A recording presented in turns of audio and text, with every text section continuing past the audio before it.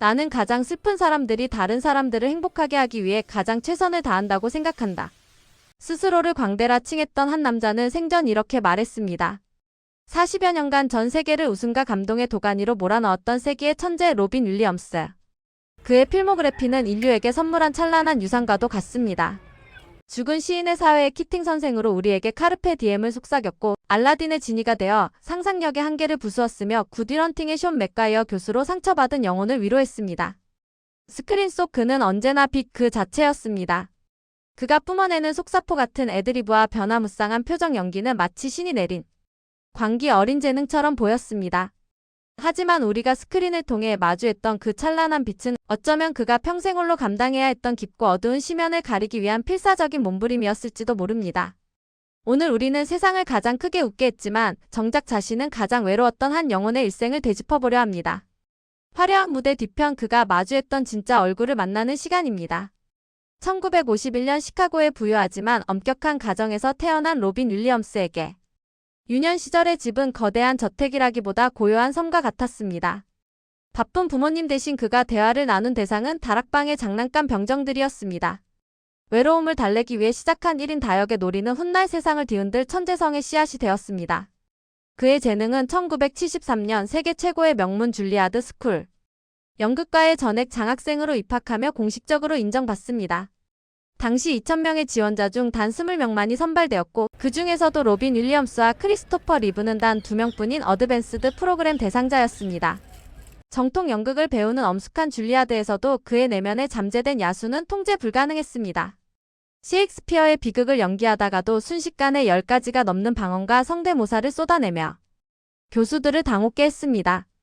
결국 그는 학교가 자신에게 더 가르칠 것이 없다는 것을 깨닫고 야생의 무대인 LA의 코미디 클럽으로 향합니다.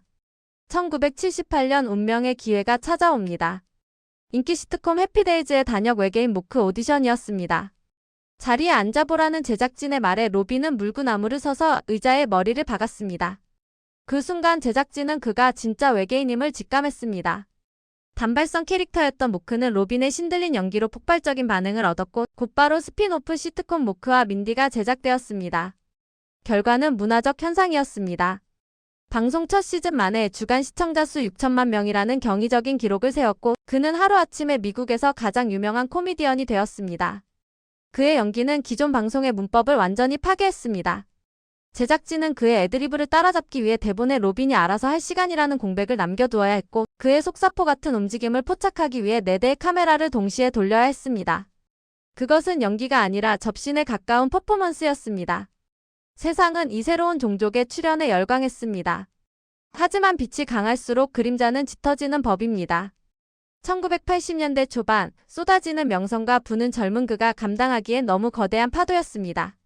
무대 위에서 모든 에너지를 소진한 그는 무대 아래로 내려오는 순간 밀려오는 극심한 공허함과 싸워야 했습니다. 그 공허함을 채우기 위해 그는 술과 마약에 손을 댔습니다. 코카인은 그의 폭주하는 뇌를 잠시나마 진정시켜주는 듯한 착각을 주었지만 실상은 그를 파멸로 이끄는 급행열차였습니다. 코카인은 신이 당신에게 돈을 너무 많이 벌고 있다고 말하는 방식이다. 훗날 그가 남긴 자조 섞인 농담이었습니다. 1982년 절친한 동료 코미디언이자 함께 파티를 즐겼던 존 벨루시가 약물 과다 복용으로 사망하는 사건은 그에게 엄청난 충격을 안겨주었습니다. 벨루시가 사망하기 불과 몇 시간 전까지 함께 있었던 로빈은 죽음이 자신의 문턱까지 왔음을 직감했습니다. 첫 번째 아들의 탄생과 친구의 죽음 앞에서 그는 비로소 멈춰섰고 힘겹게 약물과의 전쟁을 선포하며 20년간의 긴 절제를 시작합니다. 약물과 알코올의 늪에서 빠져나온 그는 코미디언을 넘어 진정한 배우로 거듭나기 시작했습니다. 1987년 굿모닝 베트남으로 골든글로브를 수상하며 시동을 걸더니 1989년 죽은 시인의 사회의 존 키팅 역을 맡으며 전 세계인의 스승이 되었습니다. 그가 보여준 것은 단순한 연기가 아니었습니다. 상처받은 영혼을 어루만지는 치유의 손길이었습니다. 그리고 1998년 제70회 아카데미 시상식 영화 굿윌헌팅에서 아내를 잃은 상처를 안고 살아가는 심리학 교수 숀 맥가이어 역을 맡은 그는 마침내 생애 첫 오스카 트로피 나무조 연상을 거머쥡니다. 수상 소감에서 그는 하늘에 계신 아버지를 향해 특유의 유머를 던지며 눈시울을 붉혔습니다. 무엇보다 돌아가신 아버지께 감사드립니다. 제가 배우가 되겠다고 했을 때 멋지구나. 그럼 용접 같은 부업도 하나 배워두렴이라고 말씀하셨죠. 세상은 그를 단순한 웃기는 사람이 아닌 인간의 희로애락을 가장 깊이 있게 표현하는 위대한 예술가로 인정했습니다. 하지만 삶은 그에게 잔혹하리만큼 가혹했습니다. 2006년 20년간 굳건히 지켜왔던 금주 서약이 깨졌습니다. 알래스카의 영화 촬영장에서 느껴진 극심한 외로움과 불안감은 그를 다시 술병으로 이끌었습니다. 그는 다시 재활센터를 오가며 힘겨운 싸움을 이어갔지만 시련은 여기서 끝나지 않았습니다. 2009년에는 심장 판막 교체 수술이라는 대수술을 받아야 했습니다. 더욱 무서운 것은 원인을 알 수 없는 육체적, 정신적 변화였습니다. 2013년경부터 그는 급격한 기억력 감퇴, 심한 손떨림, 불면증, 그리고 끔찍한 편집증과 불안감에 시달렸습니다. 평생 그를 빛나게 했던 그 천재적인 두뇌 회전이 멈추고 대사 한 줄 외우는 것조차 버거운 지경에 이르렀습니다. 의사들은 파킨슨병이라고 오진했지만 그가 겪는 고통은 그보다 훨씬 복잡하고 파괴적이었습니다. 그는 자신의 정신이 서서히 붕괴되어 가는 것을 생생하게 느끼고 있었습니다. 그것은 천재에게 내려진 가장 잔인한 형벌이었습니다. 2014년 8월 11일 전 세계가 숨을 멈췄습니다. 캘리포니아 티뷰론의 자택에서 로빈 윌리엄스가 숨진 채 발견되었다는 비보가 타전되었습니다. 향년 63세. 사인은 자살이었습니다. 수십 년간 우리에게 가장 큰 웃음을 주었던 사람이 가장 비극적인 방식으로 생을 마감했다는 사실은 전 세계를 충격과 비통함에 빠뜨렸습니다. 그의 죽음 이후 밝혀진 부검 결과는 더욱 가슴 아팠습니다. 그를 그토록 괴롭혔던 병의 정체는 파킨슨병이 아닌 루이소체 치매였습니다. 알츠하이머 다음으로 흔한 퇴행성 뇌질환으로 환각과 망상, 심각한 인지 기능 저하를 유발하는 무서운 병이었습니다.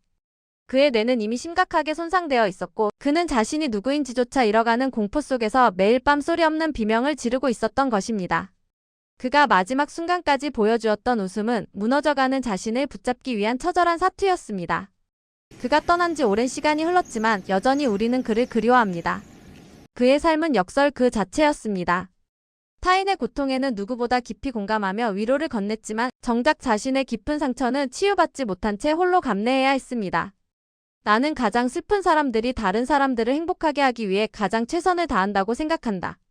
그가 남긴 이 말은 어쩌면 평생 외로운 싸움을 벌여온 자기 자신에게 해주고 싶었던 위로였을지도 모릅니다. 그는 자신의 고통을 연료 삼아 세상의 웃음이라는 빛을 밝혔습니다. 비록 그의 육체는 우리 곁을 떠났지만 그가 남긴 수많은 작품 속에서 그는 여전히 우리를 향해 따뜻하게 웃어주고 있습니다. 마치 램프 속에서 나와 영원한 자유를 얻은 지니처럼 로빈 윌리엄스는 이제 고통 없는 곳에서 진정으로 자유롭게 웃고 있기를 기도합니다. 당신은 우리 생애 최고의 친구였습니다.